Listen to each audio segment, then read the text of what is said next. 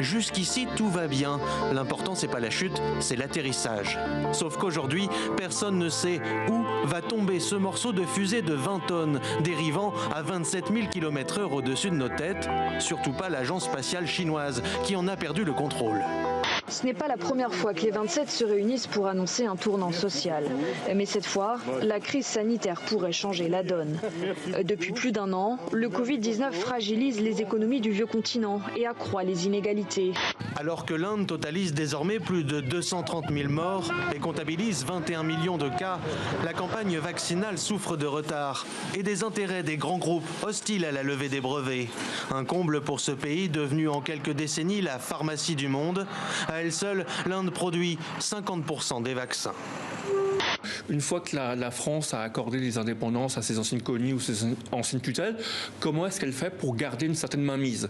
Et c'est ça que je raconte, c'est les premiers mois, les premières années, en plaçant un président un peu fantoche, un peu contrôlé, en plaçant des conseillers militaires. Le pays est sans gouvernement désormais depuis 9 mois. Alors cette fois-ci, la France a décidé de changer de méthode et de frapper plus fort avec des sanctions. Jean-Yves Le Drian l'a annoncé il y a quelques jours. Les dirigeants libanais qui entravent le processus de formation d'un gouvernement devraient se retrouver interdits de territoire français.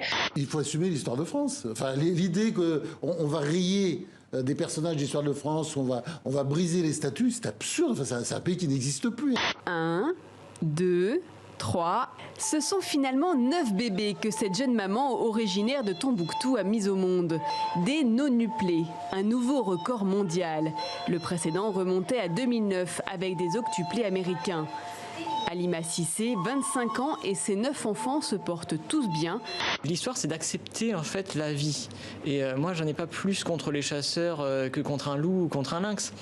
J'essaie juste de dire qu'il faut arrêter d'industrialiser la vie. Il faut arrêter de dire que les animaux sont en surpopulation ou qu'il faut les réguler. Parce qu'en fait, cette régulation n'est qu'économique. Elle n'est pas vitale pour les espèces qui vivent dans la forêt. La forêt n'a pas besoin de l'homme pour vivre. Baby.